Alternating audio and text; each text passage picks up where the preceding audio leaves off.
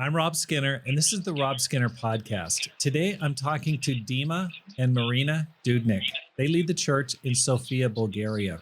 I had the opportunity to spend time with Dima and Marina, and it was inspiring because they're doing an amazing job. But what's amazing to me is that they're actually Ukrainian, serving in a foreign country. They're missionaries to Eastern Europe from their native country of Ukraine.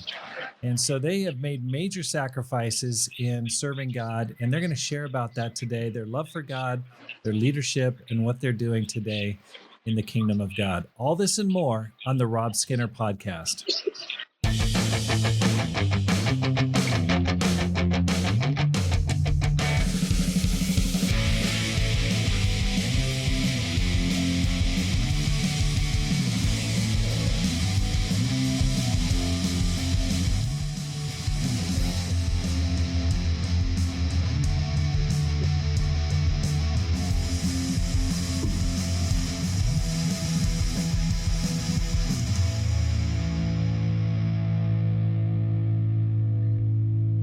Welcome back to the Rob Skinner Podcast. My goal is to inspire you to live a no-regrets life, make this life count, and multiply disciples, leaders, and churches. Dima and Marina, welcome to the program. Hello. Hello. Nice being here with you. I know. Thank you for inviting us. Absolutely. It was just about a month ago that we were there in Sofia with you. We got a chance to meet you, and what a pleasure and a privilege it was to meet both of you guys. And I look forward to, I remember sitting down with you in a restaurant and I thought, I got to get these guys on the podcast because their story is so inspiring.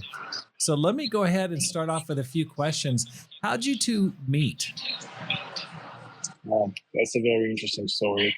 So we met when I was 12 years old and she was 14. And we were kids, basically. But we both studied at the music school in Kharkiv, Ukraine.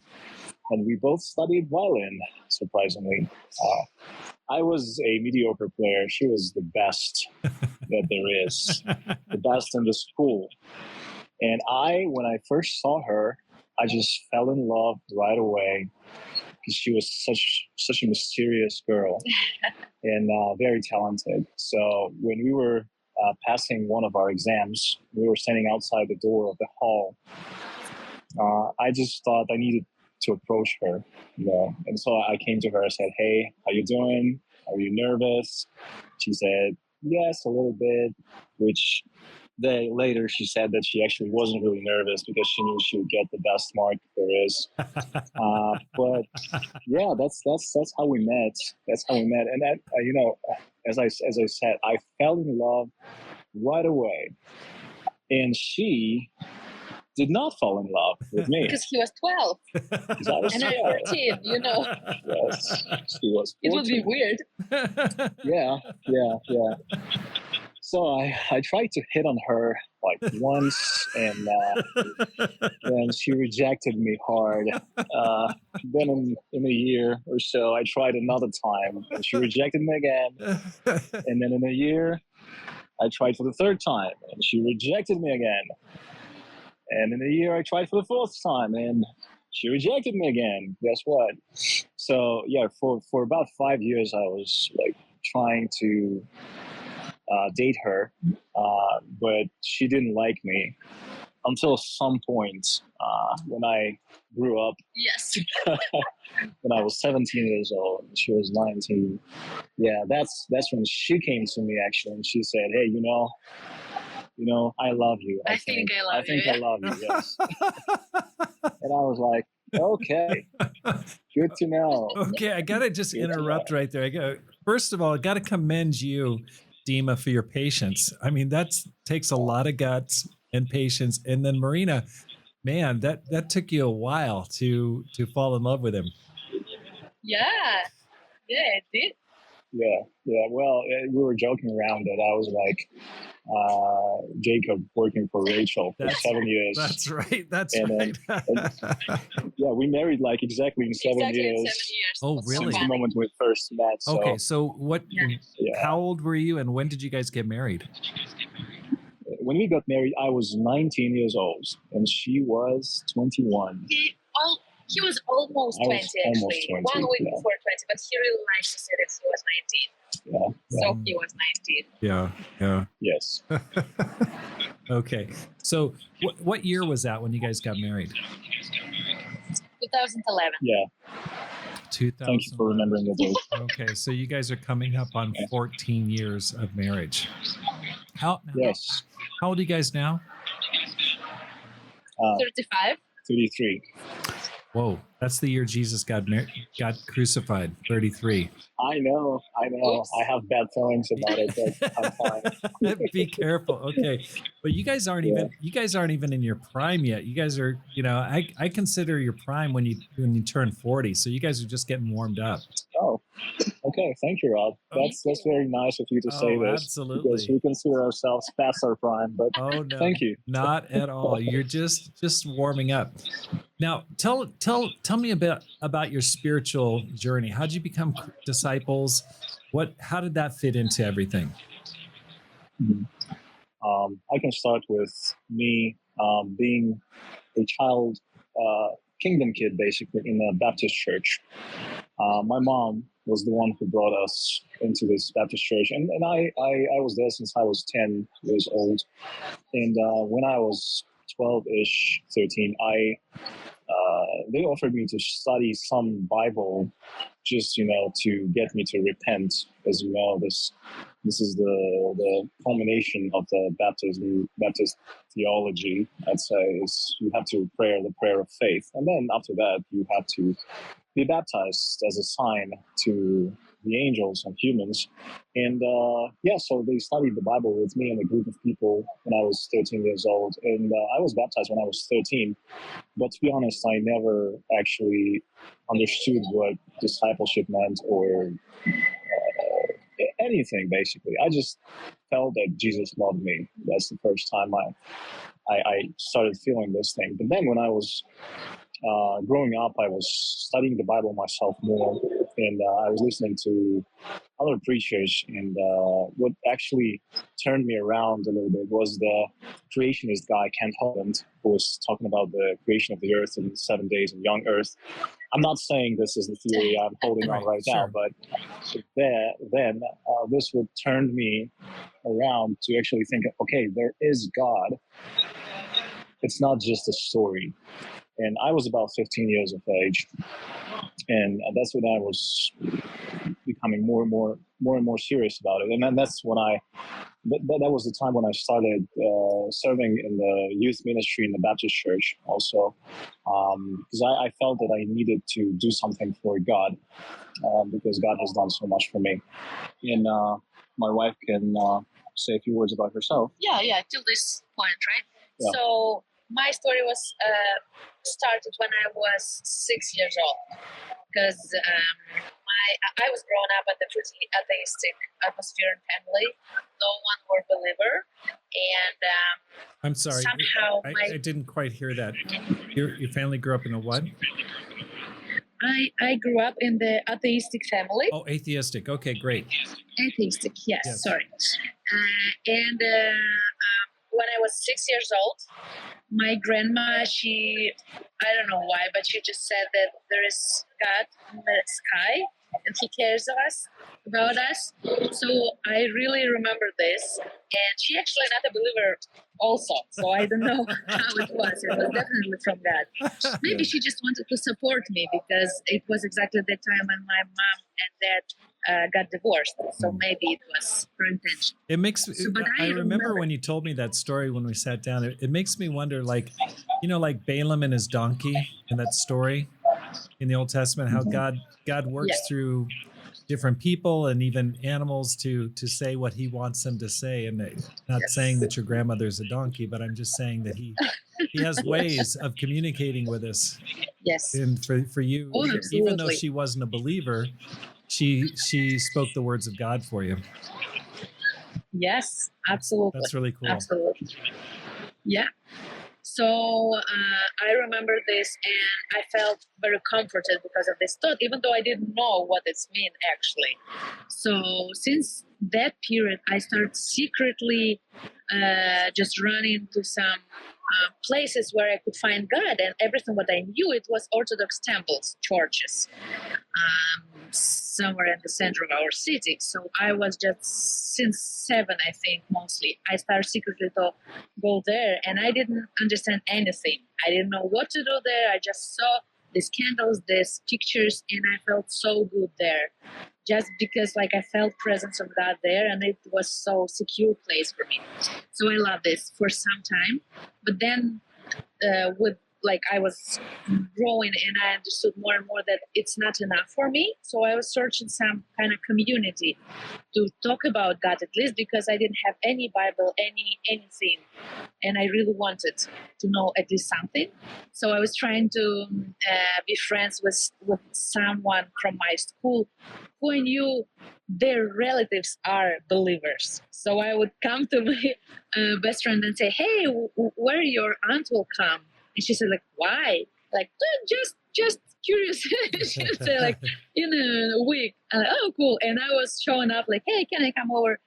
And when this aunt of her, she was there, and I was asking her, "Can you teach me to pray Lord's Prayer?" Like, I know the name now, but can you teach me how to pray? And she was teaching me. So I was really inspired by this. Yeah, and just I was searching some churches. I was trying to visit one of my friends' church in charismatic one, and it was super scared experience for me.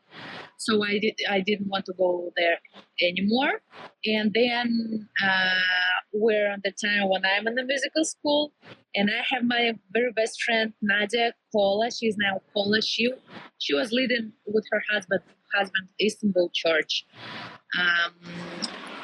recently, and so she's my best friend, and we got to know Dima, me and Nadia, and I figured out that he's going to the Baptist church. So I was trying to and decided to let's check out this church, and I went there, and I figured out that I really don't like, unfortunately, that church either. So I saw some things which I didn't like. So yes, then you are not here yet. I mean, okay. So then I figure out that my friend Nadia, she is kind of she cannot hang out with me like every Wednesday and every Sunday. And I was like, why? Because we basically lived in this musical school. But every Wednesday night and every Sunday morning, she was like, I cannot go with you. And she never said why. And I was like, okay, one time I already like said, okay, now you have to tell me or we're done in our friendship. Like, I cannot do this anymore. And she was super scared. She said, like, I'm going to church. And I was like, you have to take me with you. She was even more scared of my answer.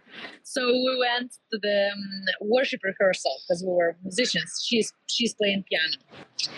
And it was really a nice experience and amazing people. And then I went to our Easter service and started to come like really often to our house church. And from this start, I just fall in love in this community in Ukraine.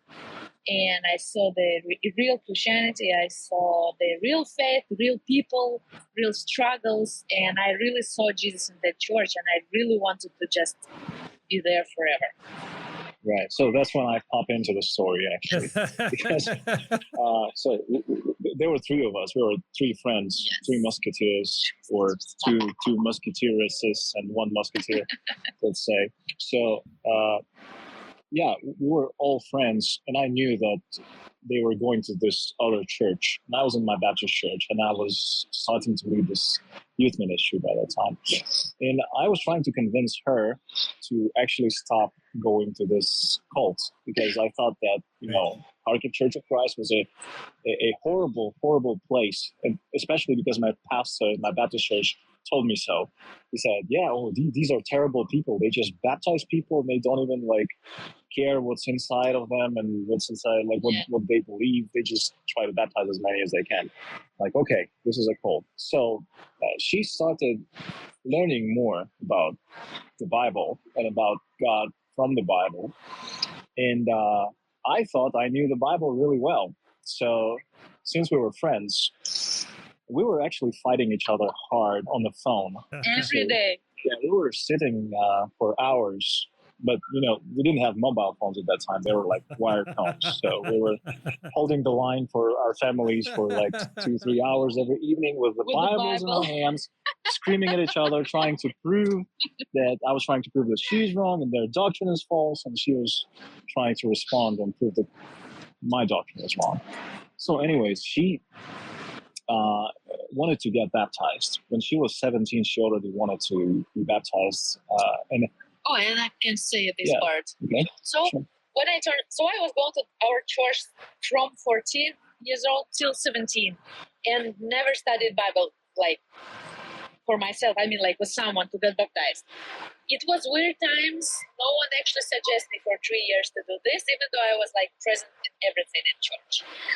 But when I turned 17, I asked Nadia, so maybe you can study Bible with me now, because she was baptized already. And she then suggested the wife and leaders of the church, and we started to study Bible. And I really was eager to get baptized, because like I am a disciple. I just need to do everything what I need to do. So then I told my mom, okay, I want to be baptized. And she knew already about our church. She went once or twice because she knew Nadia's parents who were best friends. So she was fine. She was she was fine that it's not a cult. It's not dangerous. But when she heard that I want to be baptized and want to be a Christian for all my life, she said, no, you cannot do this. Yeah, I'll not allow you to do this. But because she didn't want me to just leave my home and go to live with Nadia or whatever, she just make a deal with me that, okay, so till 18 years old, when you can legally do like your choice and do whatever you want, and I will respect it. Please study your Bible, but also you will study everything what I will give you. And then when you will turn 18, you can make your decision. And I was thinking, okay, I was waiting for 3 years. I can wait one more, so it's fine. And I was studying Bible, and I was studying from her, like everything what she could find, like all science, different religions even. I don't know why she was so against Christianity, so she was willing actually to give me different religions. And some philosophy, psychology, literature, like everything, ethics. So when I was 18 years old and 20 days, I don't remember what took me 20 days more, I was baptized, but much more smarter because of my amazing mom. Yeah, and then that's where I also jumped in, because the night before her baptism, I was really trying to convince her not to make this huge mistake. I said that, this is how Satan works. It mixes 95% of the truth and 5% of the lies. So your doctrine may seem all good, but I know that there's something wrong, really wrong with your doctrine. So you shouldn't be baptized. And luckily for me, my wife doesn't listen to me all the time. I did not. She didn't listen to me. So, I mean, yeah, wives, if your husbands say something that's against God's will, you may not listen to them. And so this is good. So she was baptized, but when she did that, I started.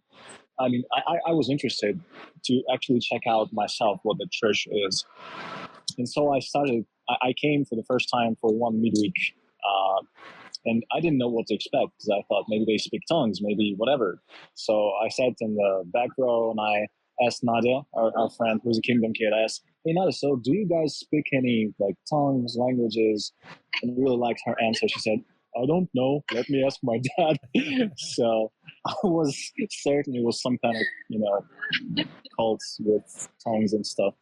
But, I was really surprised, because the first sermon that I heard in our church was really amazing, and it just changed my mind once and for all about this church. I still remember what was it, but since that Wednesday, I started going every week to the midweeks into our church, and I was actually stealing the lessons from our midweeks and preaching them to my Baptist youth group, because I really liked how the scripture was taught at this church. So in about a year, I actually still had a few questions, and I decided to meet with the church leader of Kharkiv Church just to figure things out. So I brought him the scriptures about baptism for salvation, scriptures about repentance for salvation. And I said, hey, how can you reconcile these two? These two lists seem really contradictory. And he said, oh, there's no contradiction here. You just have to look at the Bible as a whole. Like if the Bible says this, then this is right. And if the Bible says this, then this is also right. It doesn't have to be either or. Right. So it was so clear in the end of the talk for me. Everything was reconciled till the last question that I had. And I was like, amen, okay, I need to leave my previous church. Well, that was my decision later. But at first I tried to convince my pastor and my co-workers there that, we teach the wrong things. But unfortunately, nobody wanted to listen to me. And my pastor was pretty aggressive about this. So not being able to change anything, I decided that I need to just leave. And I was baptized in our church when I was 17 years old in 2008. Wow. Right? That's how we became Christians. Wow. What a story. What a crazy story. I've run into a few people who are so connected at such an early age. Now, let's talk a little bit about your music. You guys were both going to school, and then in the evenings you'd go to music school. Is that right? It was like additional, right. And yes. you were on track to become a professional musician, isn't that right, Marina? Yes, and she became a professional musician. I became. Okay. So what was your plan? What were your dreams? Maybe you can just talk a little bit about, what you were planning on doing and what you've done since that time. Yeah. So when I was in second grade, I started to study violin, and since then, when my teacher figured out that I have some talent to this, it was kind of professional path for me. So there was a lot of competitions, everything, and it was just no fun time, no fun activities. So like nothing, you're going there. Yeah, and it was like all my life in front of my eyes that options, and I did not like it at that time. But when I finished musical school, then I went to a musical college. In 4 years, I finished musical college, and I went to musical university, like University of Arts, conservatory, for 5 years there, and I got my master's degree, and I loved my career, my profession at that time. So yeah, I joined the very cool orchestra at that time. I got promotion, so it was really bright and nice future. And I was happy at the time. What was your ambition? What were you shooting for? In music, you mean? In music. Well, I didn't want to be a solo musician who is traveling somewhere. No, but I really enjoyed to be inside of the orchestra. And this orchestra, particularly that one, it was we had some tours in all Ukraine with the most popular pop group. So it was really cool to be part of it. So I just enjoyed this, and I saw all my life in some part of this orchestras. That's amazing. Now, Dima, it seems like the impression I got is that, you're good. I mean, I saw you perform guitar. You're great in music, but not at the level Dima was. You weren't as dedicated as she was. Is that? I wasn't even close. Yes, I only graduated from the music school, which is the basic level of musical education, and that's it. Then I chose the path of the programmer. Oh, okay. So you went into programming and coding. Yes. I studied programming and computer science. I almost got my bachelor's degree, but that's another story, a very interesting one. Okay, so Marina went to musical college and then university. Those are two different schools. Yeah. And you just went to the primary school. You went to... I went to university. Oh, you did go, you went to university, but in coding, in computer science. In coding, yes, in computer science. But in music, I got the basic education, yes, music school. Okay, so when you guys were going to college, you guys were married. No, we got married when we were second year of college, right? Yes. University. Yeah, she already graduated from college by that time, and we actually, it appeared, it appeared so that we both started our universities at the same time. Though she's 2 years older, but she took another special professional education, so that took her 4 years, and I graduated school for 2 years after that. So we were equal entering university. Okay. Yeah. But something happened. I mean, you guys ended up going into the ministry. What got you interested in the ministry? Well, I mean, to be honest, that we were always a little bit in the ministry, but just, not paid. But that's where we found that this thing, we had common views of the importance of the ministry and serving God, and like that every Christian should be serving God with their talents, with their gifts.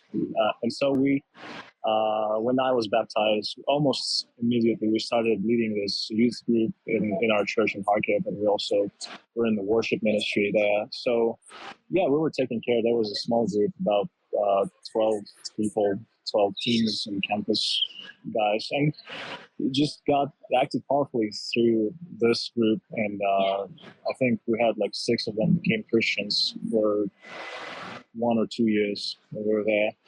And we were going to this Bible schools that were organized by Kiev Church. Every trimester, we would go for 2 days to participate in the Bible school because we were really interested in learning how to interpret the Bible, how to know history of Christianity and everything. And that's where we met Shawn Wooten. And Shawn is a person who has the eye for people who want to be in the ministry somehow. So when we started talking to Shawn, Shawn figured out that, we served there in Kharkiv. Then he started asking around. He asked our church leader about us, and blamed him that he was hiding us from the world. Maybe he was. Maybe he was. So, there was this project, the European School of Missions, that was about to start in a year from the point where we met with Shawn. And so he suggested to me, and I passed it to my wife, for us to join the School of Missions. And we were not excited about that from the very beginning, because we were taught and raised in a way that we don't need to get like the money from church for what we do. We would love to build our own business and then serve our church with all our hearts. But then Shawn had good arguments, saying that we could actually learn a lot by dedicating our whole time to this. And then we could be a useful resource for the churches in Ukraine, and particularly for Kharkiv Church, which we never actually returned to Kharkiv Church after that. So, but in general, for like 9 months, we were thinking about this, and I started being excited about that.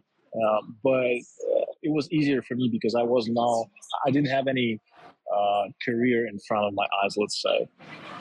Though she had her life planned already, so it was harder for Marina to actually give up her career and to decide this.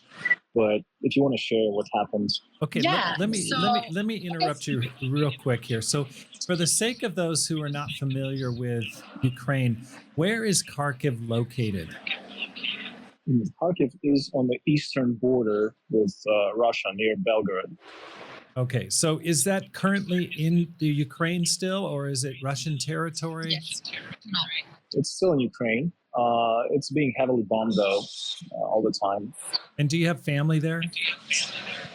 Yes. Yes. Marina's mom and her father and her grandmother, they live there still. Thank God my mom was able to come, and my sister too, here Your to live with us. there. My Also. uncle is still there. No. Oh my gosh. So when you talk to them on the phone, they talk to you about the bombing and things like that. Oh my gosh. Sure. How You can hear it all the time when you're talking. oh my gosh. Yeah. Do they have a bomb shelter? Where do they protect themselves? They do have, but no one actually go in there. Like my mom cannot, because they live in the top floor, like 10th floor. And my grandma, she's not walking and she's blind. So my mom, she just won't go down without my grandma. So they just do nothing. Well, I believe just, people got used to this a little bit and they stopped caring that much about this, because in the first months of the war, I remember that people in our family, they were kind of, thinking very much about where to go. And they were actually, when they heard this siren, they would go to the bomb shelter. But then now I think most people, they just get tired. Yeah, they're tired of that. And they just wait. And yeah, it's practically cross their fingers and just hope because it is impossible to react to every siren because there can be many sirens per night. That's crazy. Okay, so one other question I have is, your English is really good. Both of you guys, your English is great. Dima, yours is really remarkable in terms of your command of English. How did you develop your English, both of you guys? That was from the interaction with American missionaries that were coming to our Baptist church. They would organize some kind of hospitals and charity work around Kharkiv, and I was really enjoying spending time with them all the time. So that's how I learned, just talking to them all the time. Wow. And Marina? Yeah. My English is not so good. So I was studying it like all my life through the since my kindergarten till I graduated from university. It really did not help. So I understood everything, but for talking and speaking, but I think that she grew a lot in her skills when we moved here, actually. And entered this English-speaking group mostly. Yes, so it did help. With the Revive group, like dealing with a lot of them. No, just before. Because we need some language to communicate, because we did study Bulgarian, but still we could not immediately start talk in this language. But also the church, they really fluently in English. So it was for us the way. Plus all our calls with the Eastern European church leaders and our discipling times and everything, it's in English.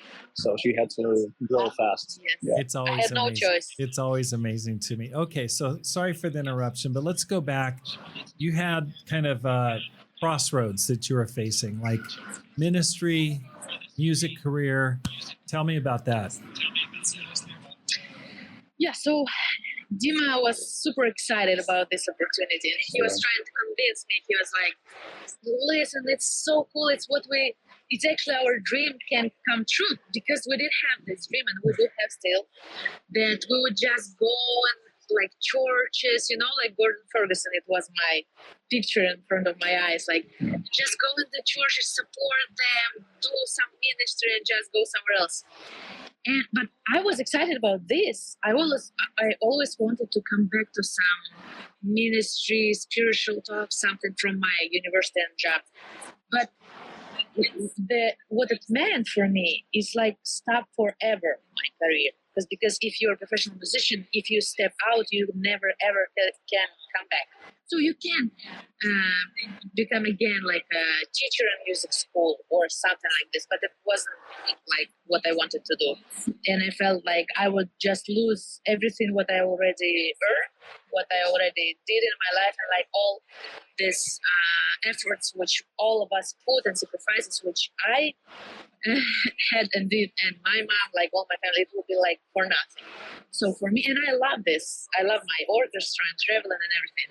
And I knew who I was. And this step, it was you will just reject who you are, and just no guarantees that you would have something else. Because the tricky thing, I really like control and know what will expect me in the future, And the tricky thing is in this mission school, we could not have any guarantees. Yeah, any guarantees about anything.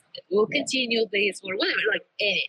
And for me, it was like, okay, so I need to stop what I really good in and just have a step of faith, but in just absolutely nothing. And I really didn't want. Also, like Dima said, all my life was already planned. It was, because I felt that it's good time for us with Dima to have a baby, which actually was not a good time at all. So thanks God. But we didn't know that. Yeah, we didn't know. And he wasn't so fired up about this, but I was. Excuse me.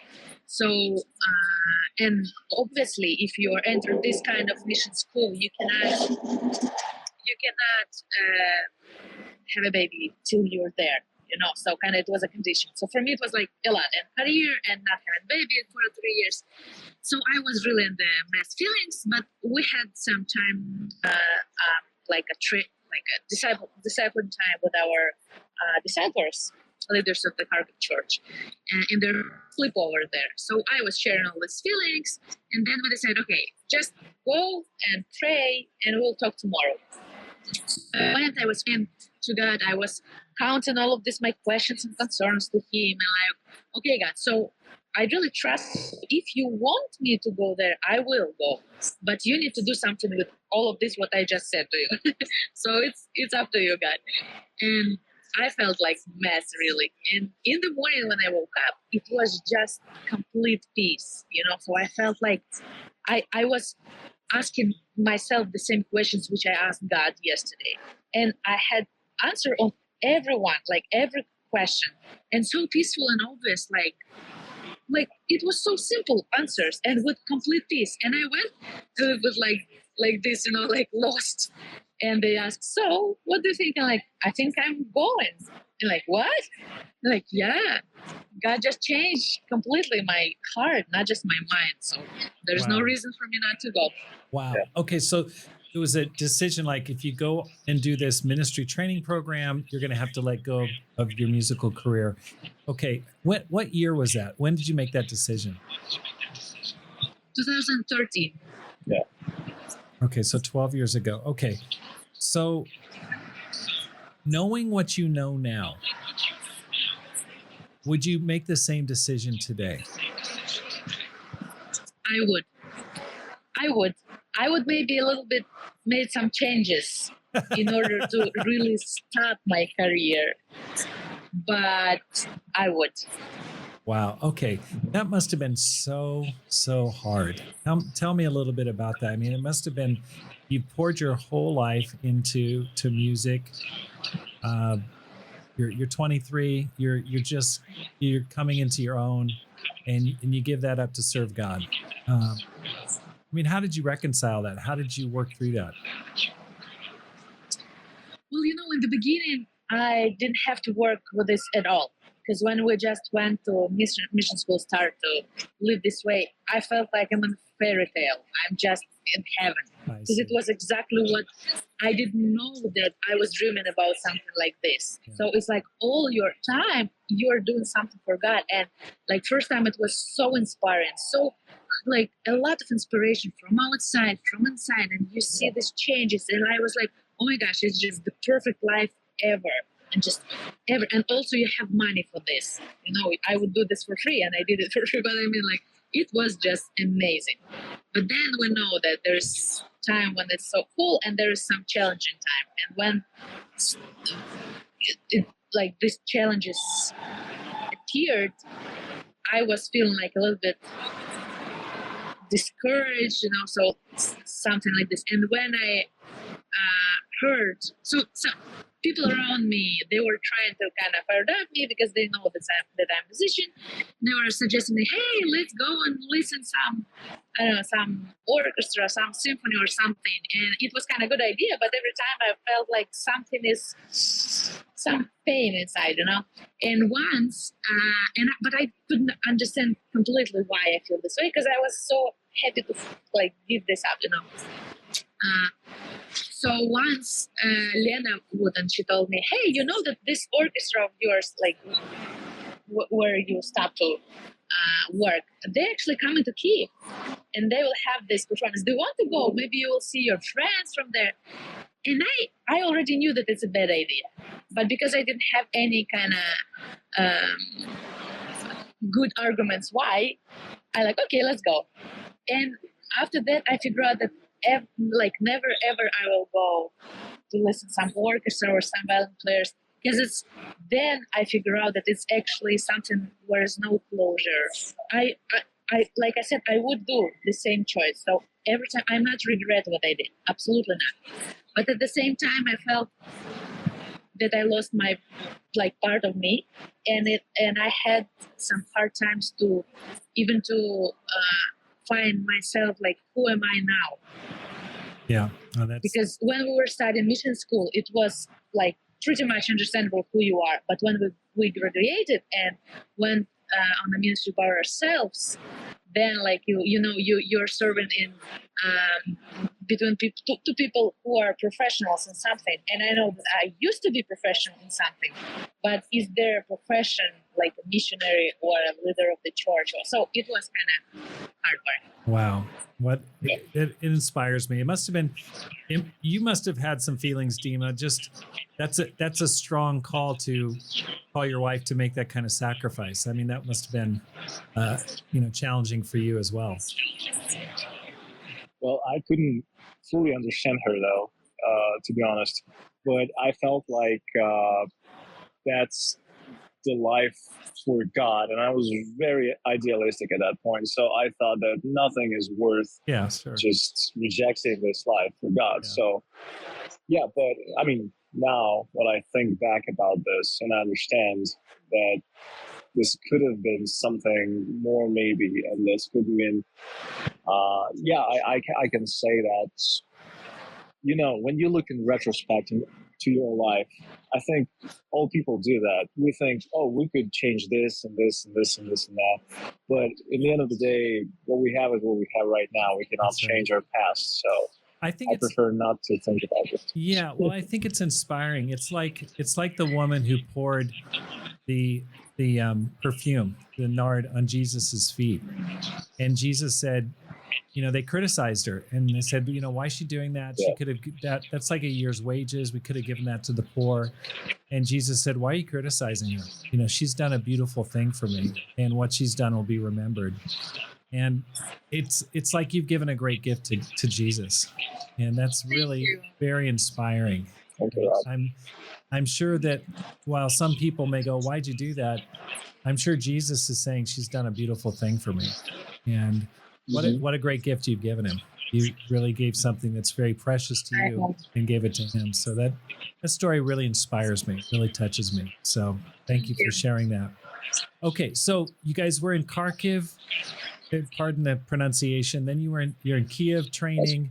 And then tell me where you've been since that time. How'd you end up in Sofia? So after 3 years of studying at the School of Missions in Kiev, there was the 4th year, which was the actual field, let's say. So they sent us to lead this church in Vinica, which is on the border with Moldova, actually. This is the southwestern region of Ukraine. And the church was pretty small, 25 people. And we started leading this church. And during that time, we also graduated from the School of Missions. And we continued leading this church because, we like small churches since the very start. Right. I mean, because they have the feel of family, actually. Yeah. Like, everybody, you can participate deeply in people's lives. And God bless us there also. There were new people coming there. There were people were growing. And I think this was one of the best times that we had. And in Vinica, Max, our first son, was born, who's now 7.5 years old. Okay, so you have 2 kids? Yes. We have 2 kids. How old and what are their names? The older son is Max, and he's 7.5 years old. And the little boy is Daniel, is 1.5 years of age. Yes. Okay, great. Sorry. Keep going. That's cool. Yes. And then in about 3 years, when we were in Vinica, we received the call from, guess who? Shawn Wooten. And he said, "Hey guys, so listen," he said, "Warsaw Church in Poland really needs you to move there and serve there because they really look for young ministers, and you're the only ones that are flexible enough to actually move to a different country." And we were like, "Poland, all right, great." So we came to that church and we went through this interview there with the guys, and we were ready to go. But there was a couple that was sent there to Warsaw to prepare the church for our arrival. And they ended up really liking the church there, and they clicked right away, and they just decided to stay there in Poland. And we thought, all right, then what do we do? Is that Vanya and Masha? Yes, Okay. Vanya and Masha. Okay, got it. Yeah, and Shawn said, "Oh yeah, don't worry about that. We have a whole bunch of churches in Eastern Europe that really need someone to come there." So we stayed for a year in Kiev, working in the YoPro group there and preparing to go somewhere. And finally, we were suggested to go to Sofia, Bulgaria, and we came for the interview there with the guys, and we fell in love with the church right away.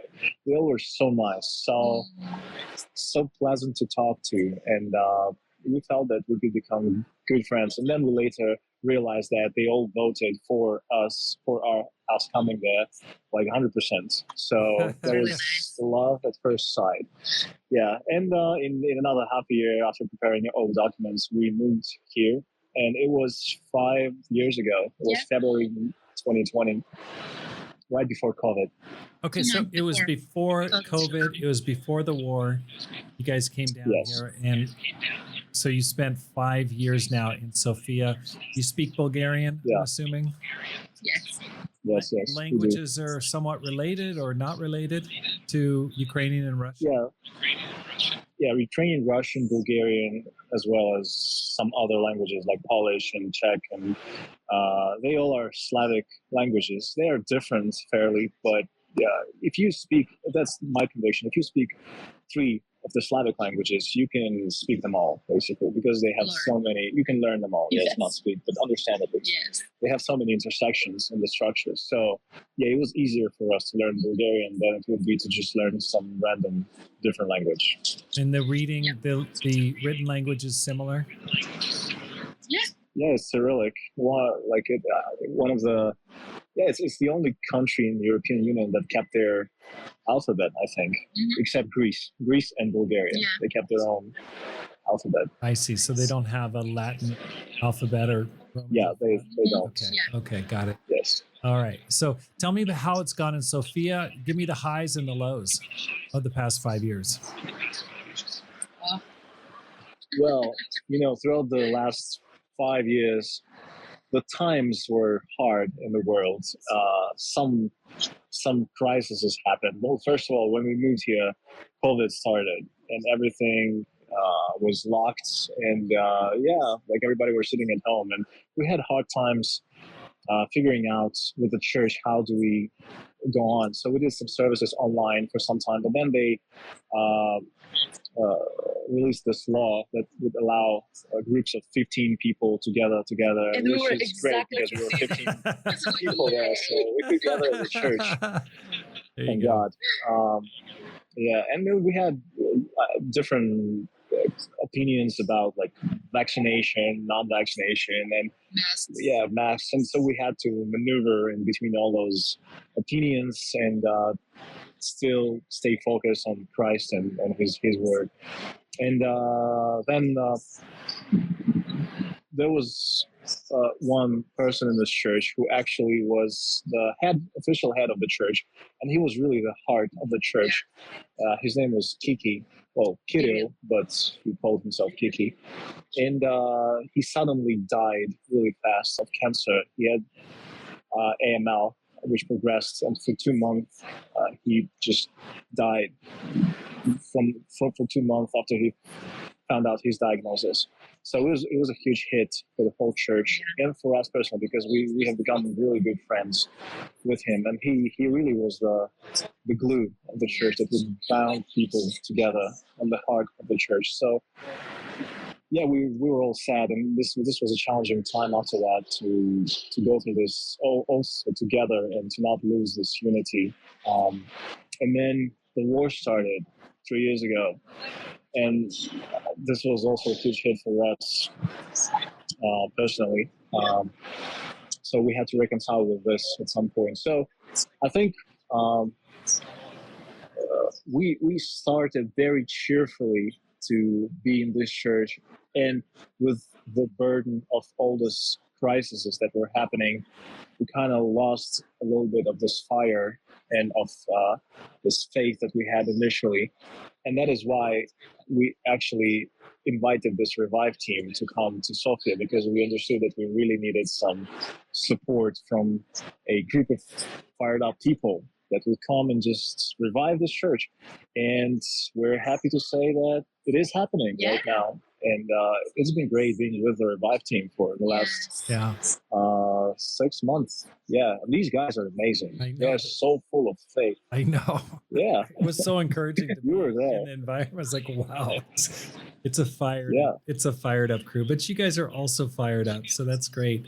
Now, I want to just kind of change the subject, not just change the subject, but just ask something. As Ukrainians living in a foreign country, that must be challenging. I know there's been a huge dispersion of 7 million Ukrainians throughout Europe, all over Europe and elsewhere.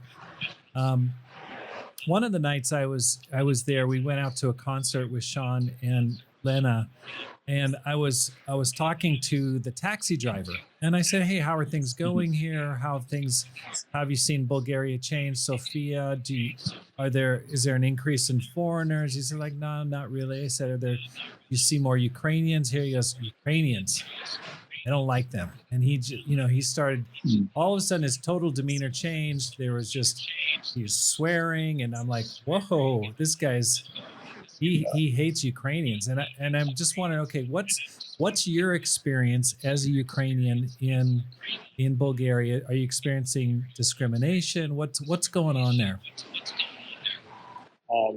I would say that people are very different here.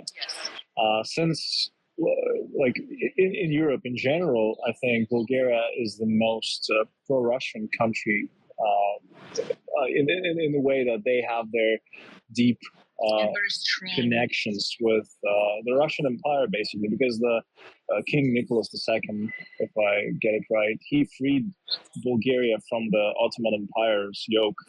Basically, it was 1908, and there's even this huge statue for a Russian Tsar, basically, that and throughout the history they were really, really connected. There are many Russians here also living that have property here, and so I would say that you don't find like the full support for Ukraine here in Bulgaria. So I would say it's 50-50. But thank God not in the church. And but outside, I've met different people. I met one person that when she found out that I was Ukrainian, she started blaming me for everything the authorities of Ukraine did throughout these years. And I was like, it wasn't my fault, and the war wasn't my personal fault. So, but then there are other people too that are supportive and encouraging. So you just never know. Yeah, it just shocked me. I was like, whoa, what? Wasn't expecting it. Marina? Yeah, I agree that. So you never know with whom you will meet and what the students, because I know someone who were actually like volunteer and served to Ukrainian refugees, and they really love them. But I also met a lot of this hatred against Ukrainians. So I was, even though I'm not refugee, but I was scared to wear any Ukrainian symbolic here in Bulgaria. At the time when all Europe and all Americans, they were sending me some pictures, like they went to some meeting or whatever, or they have all some, this T-shirts, some symbolic support. I was really scared because I not all the time with Dima, and people can be really aggressive. So I was like, unfortunately, so it was hard, and and it is. Yeah, that was a funny story once in the center of the city when we were going with one girl who was a refugee. We were just showing her around, like the sightseeing tour, and then she had this Ukrainian flag on her phone, so she was taking pictures, and one old lady approached her and said, "Are you from Ukraine?" She's like, "Yes, I am." "Oh, well, we will conquer you," she said, and just left. Like, She was Russian. you? Oh Will my- you conquer Oh my gosh. us personally? Oh my Yeah, gosh. I mean, yeah. It's crazy. Okay. So what are your plans for the future? Do you want to return to the Ukraine? Like what you're in a way, I mean, you're a foreign missionary outside your native country. What are your plans? I think since the beginning of our ministry, we made one decision, and we're united in this decision together that we go wherever God guides us. Basically, we don't have any plans like where we will go. I think whatever God decides for us, we will go there. If we see that God is opening some door, we will go there. But we don't have any strict plans of we want to come desires. or we want to stay. Okay. Yeah, for now we're planning to stay here in Bulgaria because we're really hopeful to see how Bulgarian church will thrive and Can you- reach out many people, and we can- hope to be a part of it. Can you see yourself staying in Bulgaria long term? 10 years or Yes. longer? Sure, yes. Okay. Okay, great. Yeah. So what about your family back in Kharkiv? Do you want to help them emigrate, or what's your plan with your family? Well, they don't want. Well, I was asking my mom from the beginning of the war, can she come to us? But she cannot. She doesn't want. It's her home, and also she has responsibilities there. She has her husband who cannot leave Ukraine, and she has grandma. So I don't know what will happen in years. Maybe she will. I don't know, but for now, they're there. Got it. Okay. Yeah. And my family my mom and my sister are here as refugees. So at the moment, they're safe. My uncle, though, is still there, but he cannot leave Ukraine right now. So, Got it. yeah. Well, to finish out the interview, what advice would you give to a person who wants to make this life count? What would you tell them? You guys have made some big sacrifices for the kingdom. You're serving God and helping the church in first Ukraine and now Bulgaria. What advice would you give to that person? Yeah. Well, I would say that my advice would be to not be afraid to take steps of faith. Basically, I'm just I had this phrase in my head. I received it today, basically from God, maybe that Hopefully. the phrase is if you do mediocre deeds, then you live a mediocre life. So I would want to encourage people to not be afraid to take steps of faith for God and be radical. That's my advice. And at the same time, my advice would be if you want to really live this life, you need to be sure that it's your calling.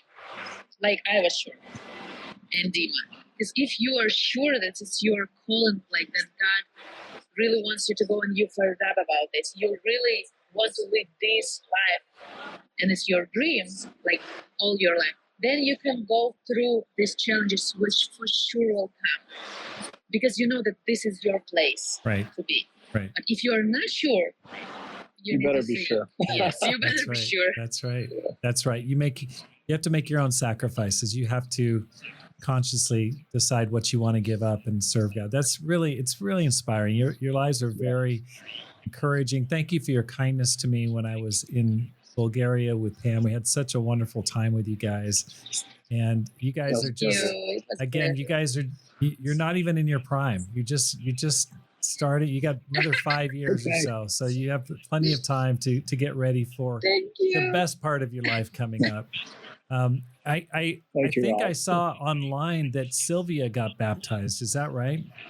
Yes. And Yes, she's a yes, she's a yes. It was neurologist. amazing. I got to see her when we were in Bulgaria. I think Sarah was baptized last month, and I think Sylvia got baptized. So Yeah. congratulations! It's great to see God moving there in Thank you. Sofia.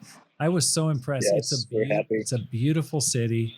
It's a beautiful country. I'm just like, wow, this is a really, really nice place. So I love you guys. All the best to you. Yeah. Thank you for coming on the program today. Thank you. Thank you, Rob. Thank you for inviting Thank us. you. Bye. And thanks for listening to the program. Here's how you can help support the program. First, let your friends know about the podcast. Second, read one of my books, either How to Plant and Grow a Church or Courage, How to Make This Life Count. Finally, support the program with a gift today. The link is in the show notes because my goal is to inspire you to make this life count, live a no regrets life, and multiply disciples, leaders, and churches. Have a great day and make this life count.